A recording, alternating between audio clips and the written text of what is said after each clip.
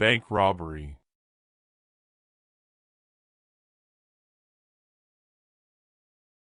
Cigal is a 2-hour ride from San Francisco. It's not a large island, and it's joined to the mainland by a wooden bridge. Its western shore is a high, straight cliff that comes up out of Pablo Bay. From the top of the cliff the island slopes eastward to a beach, where there are piers and pleasure boats. Cigal's main street has the usual bank, hotel, movie theater and stores, but there are also trees and lawns, and no ugly flashing signs. The buildings seem to belong beside one another, as if they had been designed by the same person. The streets that cross the main street run between rows of neat cottages near the bottom of the slope, but higher up the houses are larger and further apart. Most of the owners of these houses are rich, well-fed old men who will spend what is left of their lives nursing their health among their own kind. They admit to the island only as many storekeepers and working people as are needed to keep them comfortably served. That is Cigal. It was some time after midnight. I was in an upstairs room in Cigal's largest house, surrounded by wedding presents whose value would add up to something between $50,000 and $100,000. The ceremony had been performed in a little stone church down the hill. Then the house had begun to fill up with wedding guests, and it stayed filled until the bride and her new husband had gone off to catch their train. A private detective at a wedding is supposed to look like any other guest, but this is never possible. He has to spend most of his time where he can see the presents, and what he is doing soon becomes obvious. Anyway, I recognized 8 or 10 of the guests as clients or former clients of mine. Soon after dark a wind smelling of rain began to pile storm clouds up over the bay. Those guests who lived some distance away, especially those who had crossed the water, hurried off for their homes. Those who lived on the island stayed until the first drops of rain began to fall. Then they left. The Hendrickson house became quiet. Tired house servants disappeared to their bedrooms. I found some sandwiches, a couple of books and a comfortable chair, and took them up to the room, where the presents were now hidden under a gray-white sheet. Keith Hendrickson, the bride's grandfather, her parents were dead, put his head in at the door. "Have you everything you need for your comfort?" he asked. "Yes, thanks," he said good night and went off to bed, an old man, but tall and thin like a boy. The wind was blowing and it was raining hard now. I pulled my chair close to a lamp, and put sandwiches, books, ashtray, gun and flashlight on a small table beside it. I lit a cigarette, made myself comfortable in the chair and picked up a book. It was about a tough, violent man called Hogarth, whose modest plan was to hold the world in one hand. There were robberies and murders, escapes from prisons, and diamonds as large as hats. It sounds crazy, but in the book it was as real as $1. Hogarth was still winning when the lights went out. I pushed my cigarette into one of the sandwiches, put the book down, picked up the gun and flashlight, and moved away from the chair. Listening for noises was no good. The storm was making hundreds of them. I needed to know why the lights had gone off. All the other lights in the house had been turned off some time ago, so the darkness of the hall told me nothing. I waited. My job was to watch the presents. Nobody had touched them yet. Minutes went by, perhaps 10 of them. The floor moved under my feet. The windows shook violently. Then the sound of a heavy explosion filled the air, drowning out the noises of wind and falling water. It was not near, but nor was it off the island. I walked over to the window. I should have been able to see a few misty lights far down the hill. Not being able to see them meant that the lights had gone out all over Cafignal, and not only in the Hendrickson house. That was better. Maybe the storm had put out the lights, caused the explosion. Maybe. I had an impression of great excitement down the hill, of movement in the night. But it was all too far away for me to have seen or heard anything, even if there had been lights. I turned away from the window. Another explosion spun me back to it. It sounded nearer than the first, maybe because it was stronger. Looking through the glass again, I still saw nothing. The sound of bare feet hurrying came from the hall. A voice was anxiously calling my name. I put my gun in my pocket and switched on the flashlight. Keith Hendrickson, in night clothes and looking thinner and older than anybody could be, came into the room. "Is it?" "I don't think it's an earthquake," I said. "That's the first disaster every Californian think of." "The lights went off a little while ago. There have been a couple of explosions down the hill since." I stopped as I heard 3 shots, close together. Shots only the heaviest of rifles could make. Then, sharp and small in the storm, came the sound of a handgun firing. More feet were running in the hall. Excited voices whispered. A servant, partly dressed and carrying lighted candles, came in. He put the candles on the table beside my sandwiches. "Brophy, will you try and find out what is the matter?" Hendrickson said to him. "I've tried, sir. The telephone is not working. Shall I send Oliver down to the village?" "No, I don't suppose it's that serious." "Do you think it's anything serious?" Hendrickson asked me. I said I didn't think so, but I had heard a thin scream that could have come from a distant woman, and the quick firing of more shots. Then came the sound of the heavier guns again. The doorbell rang suddenly, loud and long. Brophy went away and came back. "Princess Sokovsky," he announced. She ran into the room, a tall Russian girl who I'd seen earlier at the wedding reception. Her eyes were wide and dark with excitement. Her face was very white and wet. "Oh, Mr. Hendrickson." She was like an excited child. "The bank is being robbed, and the chief of police is dead." When the explosion woke us, the general sent Ignati down to find what was the matter. He got there in time to see the bank blown up. Listen. We heard a wild burst of mixed gunfire. "That will be the general arriving at the bank," she said. "He'll enjoy himself wonderfully." As soon as Ignati returned with the news, the general gave a gun to every man in the house and let them out. "And the Duchess?" Hendrickson asked. "He left her at home with me, of course. I crept out of the house while she was trying to make tea. This is not the night to stay at home."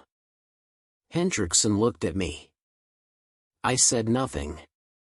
"Could you do anything down there?" he asked.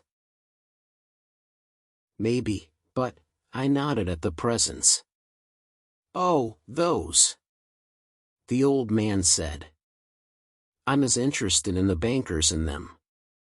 And we'll be here." "Okay, I'll go down. Leave Brophy in here, and put the chauffeur by the front door. Give them guns if you have any. Is there a raincoat I can borrow?" Brophy found me a yellow rubber raincoat, then Hendrickson and the princess followed me downstairs. She was going with me. But Sonia, the old man protested. I'm not going to be silly, though I'd like to, she promised him. I'm going back to the Duchess, who will perhaps have made some tea by now. That's sensible, Hendrickson said, and he let us out into the rain and the wind. It wasn't the weather to talk in. We went down the hill, the storm driving in our backs.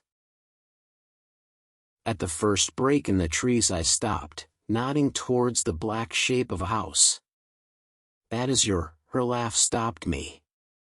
She took my arm and began to hurry me down the road again. I only told Mr. Hendrickson that so he would not worry, she explained. She was tall. I am short and thick. I had to look up to see as much of her face as the rain-gray night would let me see. I don't know what we'll find down there, I said. I can't look after you, I can look after myself, she said. I'm as strong as you, and quicker, and I can shoot. We hurried on. Occasionally dark figures moved on the road ahead of us, but too far away to recognize anyone. Then a man passed us, running uphill. They've finished the bank and are at Medcraft's, he shouted as he went by. Medcraft is the jeweler, the girl informed me. The houses were closer together now. Below, the occasional orange flash of a gun could be seen through the rain. We got to the main street just as a short, sharp rat-a-tow of gunfire broke out. I pushed the princess into the nearest doorway, and jumped in after her. Bullets tore through the walls, and I knew then that the rat-a-tow came from a machine gun. The princess had fallen back in a corner, against a boy of about 17 who was taking shelter in the doorway. He had one leg and a crutch. It's the boy who delivers newspapers, Princess Sokovsky said, and you've heard him. The boy smiled as he got up. I'm not hurt, but you scared me, jumping on me like that. What's happening? I asked him. There must be 100 of them, he said. They've blown the bank wide open, and now some of them are in Medcraft's, and I guess they'll blow that up, too. And they killed Tom Wigan. They've got a machine gun on a car in the middle of the street. Where is everybody? Most of them are up behind the hall. The machine gun won't let them get near enough to see what they're shooting at. Bill Vincent told me to get out, because I've only got one leg, but I could shoot as good as anybody, if only I had something to shoot with. You can do something for me, I said. You can stay here and watch this end of the street, so I'll know if they leave in this direction. You're not saying that to make me stay here out of the way, are you? He said. No, I lied. I need somebody to watch. I was going to leave the princess here, but you'll be better. Yes, she said, catching my idea. This man's a detective. Do what he asks, and you'll be helping more than if you were up with the others. The machine gun was still firing, but not in our direction now. I'm going across the street, I told the girl. Aren't you going to join the others? No. If I can get around behind the bandits, maybe I can do something useful. The princess and I ran across the street without getting shot at, then moved along the side of a building before turning into an alley. From the alley's other end came the smell of the bay. The big figure of a man appeared ahead of us. I stepped in front of the girl and went on towards him. Under my raincoat, I pointed my gun at his stomach. He stood still. He was larger than he'd looked at first. His hands were empty. I flashed the torch in his face for a second. "Ignati," the girl exclaimed over my shoulder. He began to speak in Russian to her. She laughed at first, then shook her head and spoke sharply. He shook his head, then spoke to me. "General Pleshkev, he tells me to bring a Princess Sonia home." "Take her," I said. The girl looked angrily at me, then laughed. "All right, Ignati," she said in English, "I shall go home." And she turned and went back up the alley, the big man close behind her. I moved on down to the beach, then went quickly along the shore towards the sounds of the machine gun and smaller gunfire. I heard 3 explosions, close together, bombs, hand grenades, I thought, remembering the sounds. That would be the jeweler's shop blowing apart. Another grenade went off. A man's voice screamed in terror. I turned down to the water's edge. I had seen no dark shape on the water that could have been a boat. There had been boats along this beach in the afternoon. With my feet in the water of the bay, I still saw no boat. The storm could have blown them away, but I didn't think it had. The wind was strong here, but not violent. I went on up the shore. Now I saw a boat. A black shape ahead, with no lights. Nothing I could see moved on it. It was the only boat on that shore. That made it important. A shadow moved between me and the dark black of a building. I stopped. The shadow, the size of a man, moved again, in the direction from which I was coming. 20 feet from me the shadow suddenly stopped. I was seen. My gun was pointing at the shadow. "Come on," I said softly. "Let's see who you are." The shadow came nearer. I couldn't risk using the flashlight, but I could just see a handsome face with a dark stain on one side of it. He was one of the Russians who had been at the wedding. "Oh, how do you do?" the face's owner said lightly. "You were at the wedding this afternoon." "Yes." "Have you seen Princess Sokovsky?" "You'll know her?" "She went home with Ignati 10 minutes ago." "Excellent." He wiped his stained face with a stained handkerchief, and turned to look at the boat. "That's Hendrickson's boat," he whispered. "They've got it, and they've got rid of the others. That means they're going to leave by water." "Yes," he agreed. "Unless, shall we try? There can't be many of them on the boat. God knows there are enough of them on shore. We both have guns." Staying close to the walls of the buildings, we crept towards the boat. It was about 45 feet long, rising and falling in the water beside a small pier. There was something across the stern of the boat, but I couldn't see what it was. Moments later, a dark head and shoulders showed over the puzzling thing in the stern. The young Russian's eyes were better than mine. "He's wearing a mask over his face," he whispered. The man with the mask stood still. We stood still. "Could you hit him from here?" the young Russian asked. "Maybe," I said. "But better to get as close as we can, and start shooting when he sees us." Discovery came with our first step forward. The man in the boat made a low sound. The young man at my side jumped forward. I recognized the thing in the boat's stern just in time to throw out a leg and trip him. He fell down on the sand. I dropped behind him. The machine gun in the boat's stern poured metal over our heads. Roll out of it. The machine gun in the street joined its rat-tat. I gave an example with the other one towards the back of the building we had just left. I said. The man at the gun fired wildly across the beach. I don't think there are more than around 10 or 12 of the building, he said. We sat up. Although it's not easy to count in the dark. You saved my life by tripping me. The young man said are wearing masks, like the man in the boat. I wonder if they moved the machine gun from the street, or if this is another. The answer to that came immediately. The machine gun in the street joined its rat-a-ta with the other one in the boat. A pair of them, I said.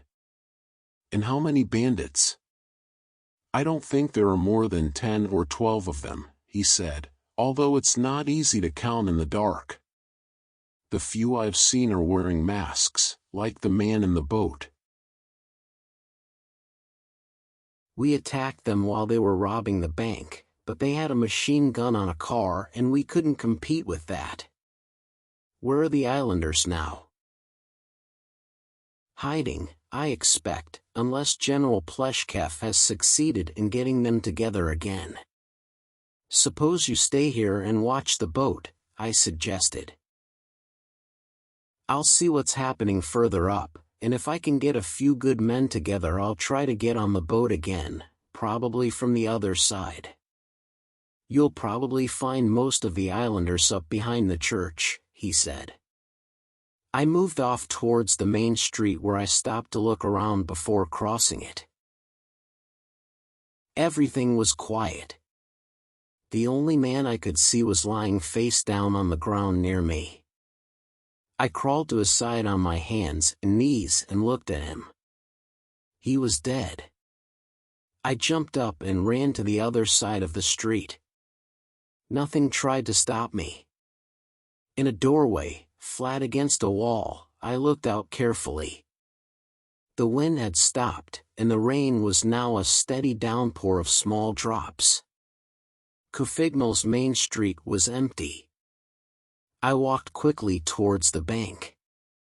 From high up on the hill I could hear a machine gun throwing out its stream of bullets. Mixed with its noise with a sound of smaller guns, and a grenade or two. I left the main street and began to run up the hill. Men were running towards me. 2 of them passed, but I stopped the third one. He was white-faced and breathing hard. They've moved the car with the machine gun up behind us, he gasped. Back there somewhere. He's trying to take the car, but he'll never do it. Other men had passed us, running downhill, as we talked. I let the white-faced man go, and stopped 4 men who weren't running as fast as the others. What's happening now? I asked. They're going through the houses up the hill, sharp-faced man with a gun said. Has anybody taken the news off the island yet? Can't, another said. They blew up the bridge. Can't anybody swim? Not in that wind. The wind's quieter now, I said. The sharp-faced man gave his gun to one of the others and took off his coat. I'll try it, he said. Good. Wake up the whole country, and get the news through to the San Francisco police boat. Tell them the bandits have a boat with a machine gun ready to leave in. It's Hendrickson's. The sharp-faced man left. A boat? 2 of the men asked together. Yes. If we're going to do anything, it'll have to be now. Get every man and every gun you can find down there.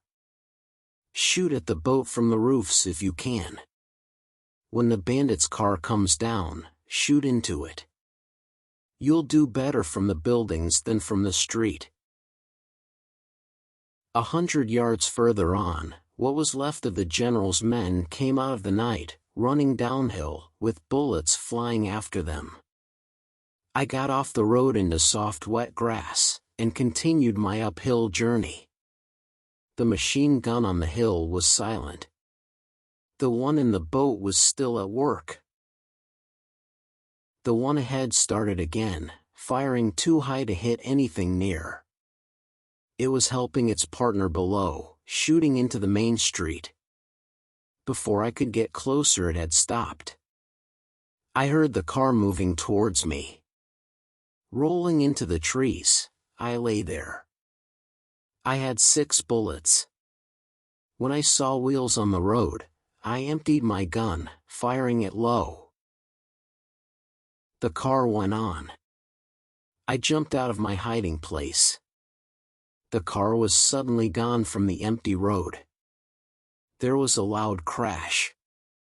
The noise of metal folding on itself. The sound of breaking glass. I ran towards those sounds. Out of a black pile where an engine coughed and died, a black figure jumped and ran off across the wet lawn. I went after it, hoping that the others in the wreck were dead. I was about 10 yards behind the running man. I was tempted to throw my empty gun at his head, but it was too risky. A dark building appeared. My man ran to the right, to get around the corner. To the left, a heavy gun went off. The running man disappeared around the house corner. Sweet God! General Pleshskeff's voice complained. How could I miss him at that distance? Go around the other way! I shouted, running around the corner after my man. His feet ran on ahead. I could not see him. The general came around from the other side of the house. You'll have him?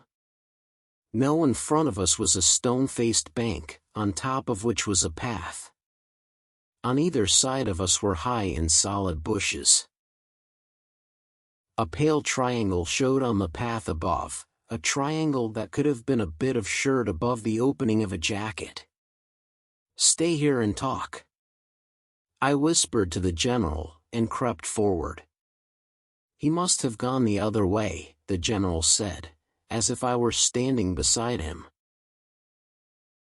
Because if he had come this way, I should have seen him, and if he had raised himself above the bushes, one of us would have seen him against. He talked on and on while I climbed the stone bank. The man on the path, trying to make himself small with his back in a bush, was looking at the general. He saw me when I had my feet on the path. He jumped, and one hand went up. I jumped, with both hands out. A stone, turning under my foot, threw me sideways, saving my head from the bullet he sent at it. As I went down, my arm caught his legs and he came down on top of me. I kicked him once, caught his gun arm, and had just decided to bite it when the general came across the path and pushed the man off me with his gun. I stood up. I had hurt my ankle and it was difficult to stand. I put most of my weight on the other leg and turned my flashlight on the prisoner. "Hello, Flippo!" I exclaimed. "Hello," he said, not too happy to be recognized. He was a fat Italian of 23 or 24. I'd helped send him to prison 4 years ago for his part in a robbery. He had been out for several months now. "The prison board isn't going like this," I told him. "You've got it wrong," he said. "I wasn't doing anything. I was up here to see some friends. And when this thing broke loose I had to hide. If the police catch me here I'll be in trouble. And now you've got me and you think I'm part of it." "You're a mind reader," I told him, and asked the general, "Where can we lock him away for a while?" "In my house there's a room with a strong door and no windows," said the general. He took Flippo's arm while I walked painfully behind him, reloading my gun. We didn't have far to go. The general knocked on the door of his house and called out something in his language. The door was opened by a Russian servant with a heavy mustache. Behind him were the princess and an older woman. We took Flippo up to the room with no windows as the general told the others what had happened. We locked our prisoner inside, then went downstairs. "You are hurt," the princess said to me. I turned my foot over, that's all. But it would be better with some support. "Do you have a bandage?" "Yes," she said. And spoke to the servant, who went out of the room and returned with a bandage. There was no sound of gunfire coming up the hill now, and the rain was lighter. The night was almost over, and it would soon be day. I had tied the bandage around my ankle and was fastening the button on my raincoat when there was a knock on the front door. I heard someone speaking in Russian, then the young Russian I had met on the beach came in. "Alexander, the older woman screamed when she saw the blood on his face, and fainting. He took no notice of this, as if he was used to her fainting. "They've gone in the boat," he told me, while the girl and 2 servants picked the woman up and laid her on a sofa. "How many?" I asked. "I counted 10. The men I sent down there couldn't stop them?" He lifted his shoulders and let them drop again. "It takes a strong stomach to face a machine gun." The woman who had fainted was now asking questions in Russian. The princess was putting on her coat. The woman stopped questioning the young man and asked her something. "It's all over," the princess said. "I'm going to look at the wreckage." That idea appealed to everybody. 5 minutes later all of us were on our way downhill. Other islanders were hurrying down in the rain too, their faces tired and excited in the morning light. A woman ran out of the crowd and began to tell me something. I recognized her as one of Hendrickson's maids. I caught some of her words. "Presents gone. Mr. Brophy murdered. Oliver." "I'll be down later," I told the others, and went after the maid. She was running back to the Hendricksons' house. I couldn't run, or walk fast. She and Hendrickson and more of his servants were outside when I arrived. "They killed Oliver and Brophy," the old man said. "How?" We were in the back of the house, upstairs, watching the shooting down in the village. Oliver was just inside the front door, and Brophy in the room with the presents. We heard a shot in there, and immediately a man appeared in the doorway of our room, threatening us with 2 guns, making us stay there for perhaps 10 minutes. Then he shut and locked the door and went away. We broke the door down, and found Brophy and Oliver dead. "Let's look at them." The chauffeur was just inside the front door. He lay on his back, with his throat cut straight across the front. His gun was under him. I pulled it out and examined it. It had not been fired. Upstairs, Brophy was lying against the leg of one of the tables, on which the presents had been spread. His gun was gone. There was a bullet hole in his chest. Most of the presents were still there. But the most valuable ones were gone. "What did the man you saw look like?" I asked. "I didn't see him very well," Hendrickson said. "There was no light in our room. He was just a large man in a black rubber raincoat, and wearing a black mask." As we went downstairs again, I told Hendrickson what I'd seen and heard and done since I'd left him. "Do you think you can get information about the others from the one you caught?" "No. But I expect to catch them." Cofignal's main street was full of people when I got down to it again. Some men from the San Francisco police boat were there. 100 voices were all talking at once.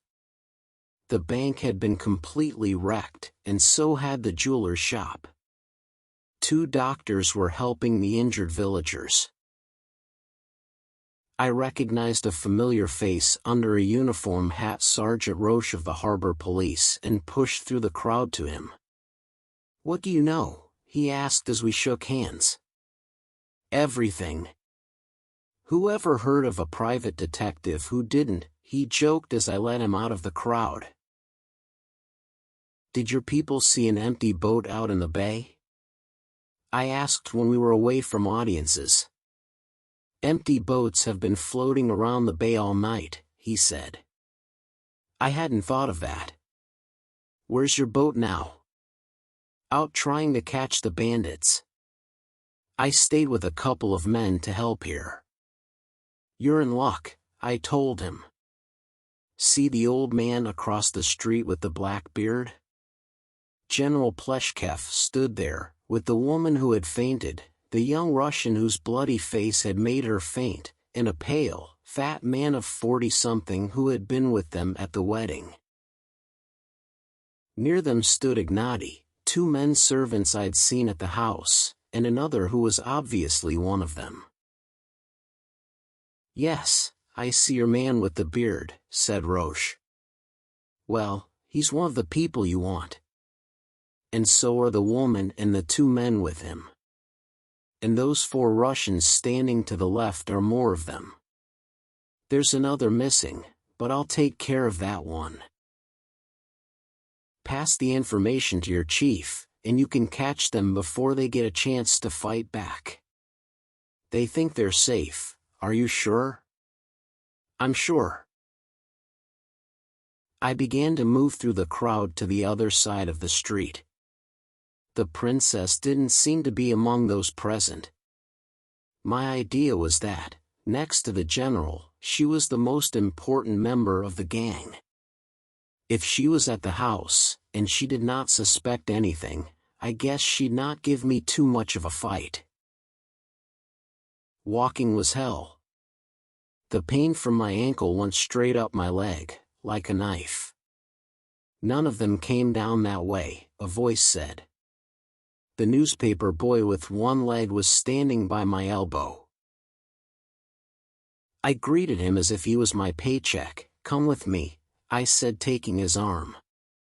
"You did well down there, and now I want you to do something else for me." I led him to the doorway of the small yellow cottage. The door was open, left that way when the owners ran down to welcome the police, I guessed. Just inside the door was a chair. I pulled the chair outside. "Sit down, son," I told the boy. Then I took his crutch out of his hand. "Here's $5 to rent it, and if I lose it I'll buy you 1 made of gold." I put the crutch under my arm and began to push myself up the hill. The hill was longer and steeper than some mountains I've seen, but the path to the Russian's house was finally under my feet. I was still about 12 feet from the house when Princess Sokovsky opened the door. "Oh," she exclaimed. And then, recovering from her surprise, said, "Your ankle is worse." She ran down the steps to help me climb them, and I noticed she had something heavy in the right-hand pocket of her jacket.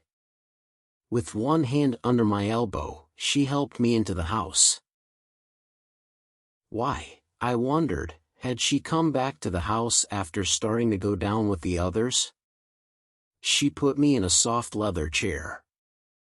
"You must be hungry," she said. "I will see." "No, sit down." I nodded at a chair opposite mine. "I want to talk to you." She sat down. She did not look nervous, or even curious. And that was her big mistake. "Where have you hidden it all?" I asked. Her face was white, but it had been like that since I first saw her. Her voice was smoothly cool. "I don't understand your question," she said. "I'm charging you with helping in the gutting of Cafignal, and with the murders," I explained. "I'm asking you where the things you stole are hidden." Slowly, she stood up and looked at me. "How dare you speak to me like that? Me, a Zukovsky. I don't care who you are," I told her. "You're a thief and a murderer." Her white face became the face of a wild animal. One hand claw now went to the heavy pocket of her jacket. Then, quick as a flash, the animal had disappeared. And there was the princess again, cool and in control. She sat down, crossed her ankles, put an elbow on an arm of her chair, put her chin on the back of that hand, and looked curiously into my face. "How did you get an idea as strange and fantastic as that?" she murmured. "It's not strange or fantastic," I said. "First, whoever planned the job knew the island, every inch of it. Second, the car on which the machine gun was fixed was local property, stolen from the owner here. So was the boat in which the bandits were supposed to have escaped. Bandits from outside the island would have needed a car or a boat to bring their machine guns and grenades here. So why didn't they use that car or boat instead of stealing a fresh one? Third, this job wasn't the work of professional bandits. The worst burglar in the world could have robbed the bank and the jewelers without wrecking the buildings. Fourth, bandits from the outside wouldn't have destroyed the bridge. They might have blocked it, but they wouldn't have destroyed it. They might have wanted to make their getaway in that direction. Fifth, bandits planning on a getaway by boat would have cut the job short, not spread it over the whole night. Enough noise was made here to wake California all the way from Sacramento to Los Angeles. What you people did was send one man out in the boat, shooting, and he didn't go far. As soon as he was at a safe distance, he swam back to the island. Big Ignati could have done it easily. I stopped counting with my right hand and began counting on my left. Sixth, I met one of your men, the young man, down on the beach, and he was coming from the boat. He suggested that we tried to get on the boat, and we were shot at, but the man behind the gun was playing with us. He shot over our heads. He could have killed us in a second if he'd wanted to. Seventh, that same young man is the only person on the island, as far as I know, who saw the department bandits. Eighth, all of your people were very nice to me. The general even spent an hour talking to me at the wedding this afternoon. No professional criminal would do that. Ninth, after the machine gun car had been wrecked, I chased its occupant. I lost them around this house. The Italian boy I caught wasn't him. He couldn't have climbed up on the path without my seeing him. But he could have run around to the general's side of the house and disappeared indoors. The general was obviously helping him, because his shot managed to miss him from less than 6 feet away. 10th. You only called at Hendrickson's house to get me away from there. That finished my left hand. I went back to my right. 11th. Hendrickson's 2 servants were killed by someone they knew and trusted. I guess you got Oliver to let you in the house, and were talking to him when one of your men cut his throat from behind.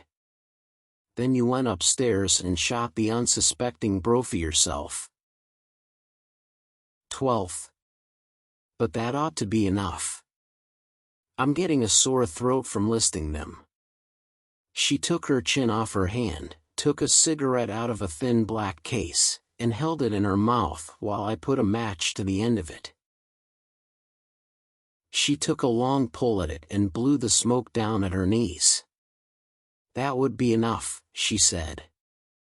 "Except that it would have been impossible for us to do all those things. You saw us, everyone saw us many times." "That's easy," I argued. "With a couple of machine guns, grenades, knowing the island from top to bottom, in the darkness and in a storm, it was easy for you. There are 9 of you that I know about, including 2 women.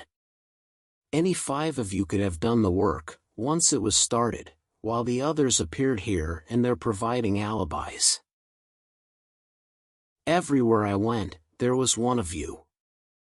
And the general. That old joker running around leading the islanders to battle. They're lucky that there are any of them alive this morning." She finished her cigarette. "And now what?" "Now I want to know where you've hidden the things you stole."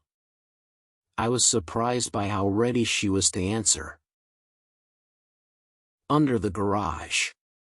We secretly dug a place there some months ago." I didn't believe that, of course, but I learned later it was true. I didn't have anything else to say, so I picked up the crutch, preparing to stand up. "Wait a moment, please," she said. "I have something to suggest." Half standing, I held out a hand. "I want the gun," she nodded, and sat still while I took it from her pocket, put it into one of my own, and sat down again. "You said a little while ago that you didn't care who I was," she began. "But I want you to know. There are so many of us Russians who were once important people but who are now nobodies. We were forced to leave Russia with what we could carry of our own property. In London we opened a Russian restaurant, but London was suddenly full of Russian restaurants. We tried teaching music and languages, but found that too many other Russians were doing the same thing. Our money was almost gone. There was no place for us in the world. It was easy to become a criminal. Why not? Did we owe the world anything? The world had watched as we were robbed of our place and property and country. We planned it before we had heard of Cigal. We would find a small group of wealthy people, suitably isolated, and after becoming accepted and trusted by everyone, we would rob them. Cigal seemed to be the ideal place. We had just enough money to rent this house for 6 months. We spent 4 months getting ourselves accepted by the people here, collecting our guns and grenades, waiting for a suitable night. Last night seemed to be that night, and we thought we were prepared for anything that could happen. But we weren't prepared for you, a clever and observant detective, being here on the island. The truth is that you made mistakes from beginning to end, I said. You people have no criminal experience, but you tried to do a job that needed the highest criminal skills. Look at how you all played around with me. A professional criminal with any intelligence would either have left me alone or murdered me. And the rest of your troubles? I can't do anything about them. Why can't you? She said softly, putting a white hand on my knee. There is wealth beneath the garage. You can have whatever you ask. I shook my head. You aren't a fool, she protested. You know, let me tell you something, I interrupted. We won't talk about whatever honesty I have, or loyalty to my employers. You might doubt them, so we'll forget them. I'm a detective because I happen to like the work. I could find jobs that would pay more, but I like the work. and liking the work makes you want to do it as well as you can. Money is nice. I haven't anything against. But in the past 18 years I've got my fun out of chasing criminals and solving puzzles. It's the only kind of sport I know anything about, and I can't imagine a pleasanter future than 20 years more of it. I'm not going wreck that. She shook her head slowly, looking at me with her dark eyes. You speak only of money, she breathed. I said you can have whatever you ask. That was out. I don't know where these women get their ideas. I stood up. You don't understand, do you? You think I'm a man and you're a woman. That's wrong. I'm a hunter and you're something that's been running in front of me. We're wasting time. I've been thinking the police might come up here and save me a walk. You've been waiting for your friends to come back and get me. I could have told you they were being arrested when I left them. That surprised her.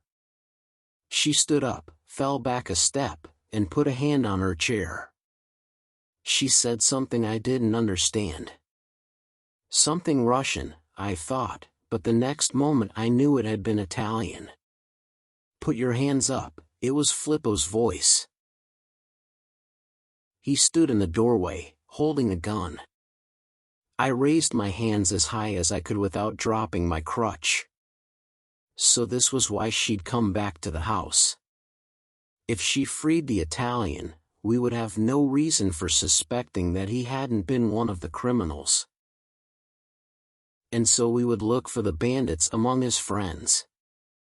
But as a prisoner, he might have persuaded us he was innocent. She had given him the gun so that he could either shoot his way out, or get himself killed trying. Flippo took my gun away, and the gun I'd taken from the girl. A bargain, Flippo, I said. You're in trouble with the police. You could easily be sent back to prison if I tell them I found you carrying a gun.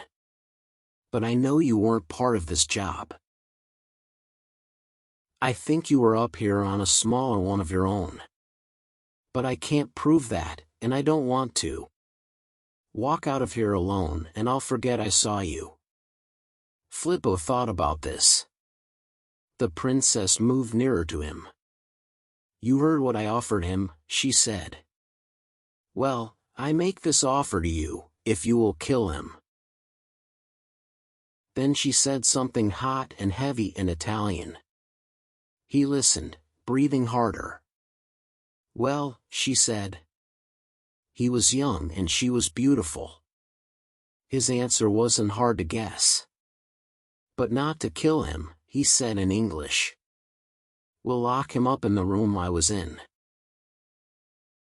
The girl wasn't satisfied with this suggestion. She spoke more hot Italian to him, she was depending on her charm to persuade him. And that meant she had to keep him looking at her. He wasn't far from me. She came near to him. She was whispering Italian words into his round face. His whole face said yes. He turned. I knocked him on the head with my burrowed crutch. The crutch broke. Flippo's knees bent. He fell on his face on the floor, and a thin stream of blood crawled out of his hair onto the carpet. A step, a fall, some hand and knee movements, put me within reach of Flippo's gun. The girl, jumping out of my path, was halfway to the door when I sat up with a gun in my hand. Stop! I ordered. I shan't, she said, but she did, for the moment at least. I am going out. You're going out when I take you, she laughed, a pleasant laugh, low and confident. I'm going out before that, she said. I shook my head. How will you stop me, she asked. I don't think I'll have to. You're too sensible to try to run when I'm pointing a gun at you, she laughed again. I'm too sensible to stay. Your crutch is broken. You can't run after me. You pretend you'll shoot me, but I don't believe you. She looked over her shoulder, her dark eyes smiling at me, and moved towards the door. Stop, you fool! I shouted at her. She walked steadily to the door. I took a deep breath and my hand tightened on the gun. When her right foot was in the doorway, a little laughing sound came from her throat. Goodbye, she said softly. And I put a bullet in her left leg. She sat down, bump. Complete surprise stretched her white face. It was too soon for pain. I had never shot a woman before. It felt strange. You ought to have known I'd do it. My voice sounded hard and angry, like a stranger in my ears. Didn't I steal a crutch from a cripple?